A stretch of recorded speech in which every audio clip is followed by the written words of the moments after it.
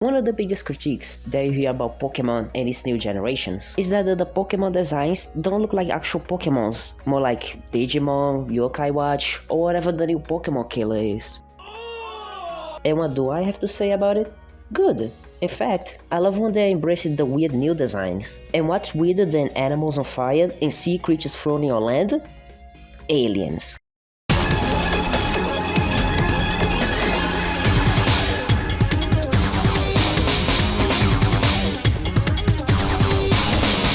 But what do I pick? Am I gay or into furas? This is too much. The wall! I love the wall! I love the wall so much! Oh, please! I have no soul.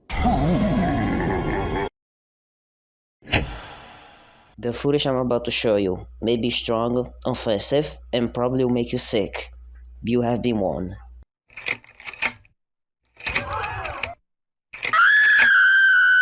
Let's be on the same boat. I don't like Gen 6 either, except for pretty forgettable games, and I like at least 4 Pokemons of the generation. And for number 9, my pick goes to Dave. I love that he's just an evil Pokemon. He's so evil, he has bad on his name. Or it might be for badass, which makes him even better. What made Dave really be on this list is his Pokédex entry from Pokemon Sword and Shield. It's said that Malamar's hypnotic powers played a role in certain history-changing events. What do you mean by history-changing event? One of my favorite things in life are the mysterious and unexplainable things, like meat raining out of the sky, police catches, and giant drawn lines that you can only see on space. One of my favorite type of mysteries are cases of creatures that are so weird that they only show up once in a lifetime, and those are called cryptids. In fact, here are my top 10 favorite cryptids.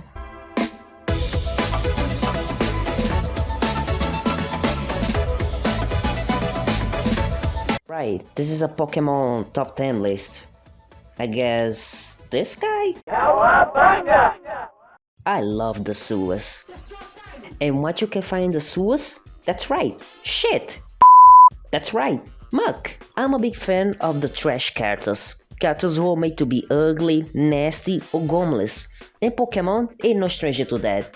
And Muck was my first experience to those type of characters. Normal Muck is pretty alright in my book. He's a typical slime monster who makes elephant noise. But Alolan Muk, he does a 360 and walks away by being way too cool. Being based on an oil slick and gaining teeth, which is a huge upgrade for me.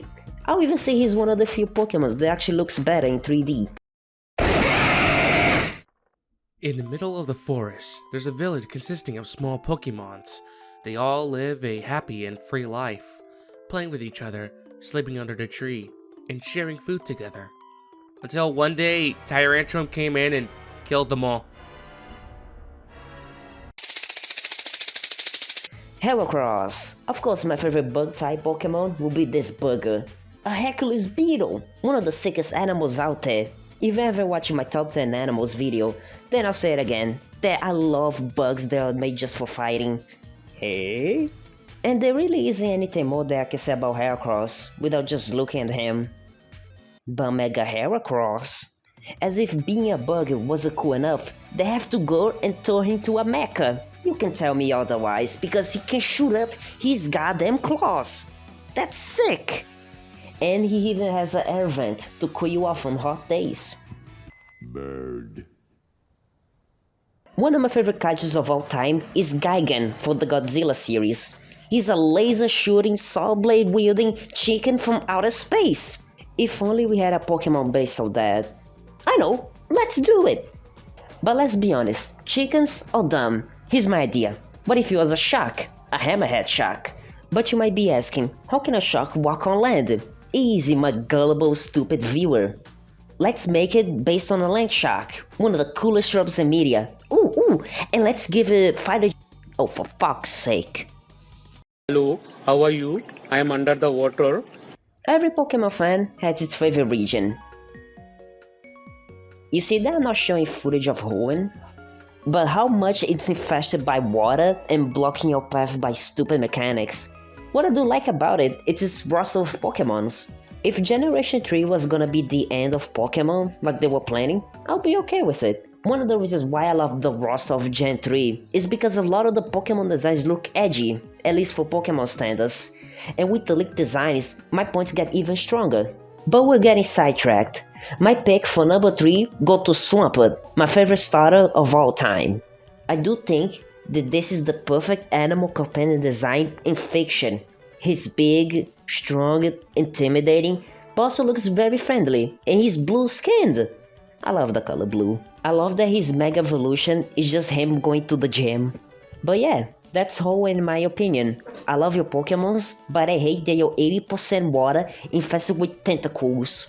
And that's why I'm joining Team Magma and causing a 4-year drought that will lower the water and kill all the tentacles population. Oh, come on! What creeps up in the night to bring the fright to children all around the Pokemon world?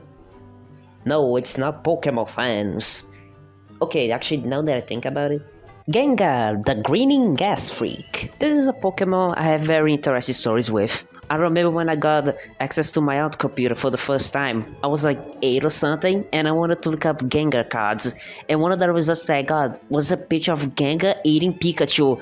And Pikachu was crying inside of his mouth, and the background was all bloody. I even got nightmares thinking that was a real card. But of course, that will never be a real thing. It was a fan art, and it came from DeviantArt. It came from the artist Seismitoad. For some reason, it seems like his account got deleted or something, or like he just disappear out of the internet, because when I try to look up on DeviantArt, it's gone.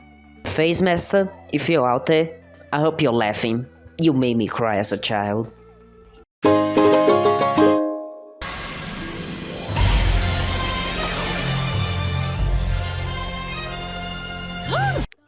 What did you expect? She was on the thumbnail this whole time. Gardevoir is a psychic fairy type Pokemon. They are... Yeah, I know. You probably forgot this guy existed, and you probably wants to forget it again for how butt ugly he is. But you know what? For the first time, you're ever right. Let me be real. I'm a man, and we're not really that good at expressing our emotions and feelings. I mean, have you seen how many times I've been talking about bullshit instead of the Pokemons? And that's why I even find it hard to explain why Seismitoad is even my favorite Pokemon. But you know what men aren't? Pussies. And that's why no matter who calls Seismitoad ugly, I'll fight for his glory and ugliness. But hey, I hope this content makes you rethink about how you feel about some Pokemons. Maybe some underrated underground Pokemon will be your favorite, like Crobat, Shapiro, Mawile. And I hope every time you see Seismitoad, think of me.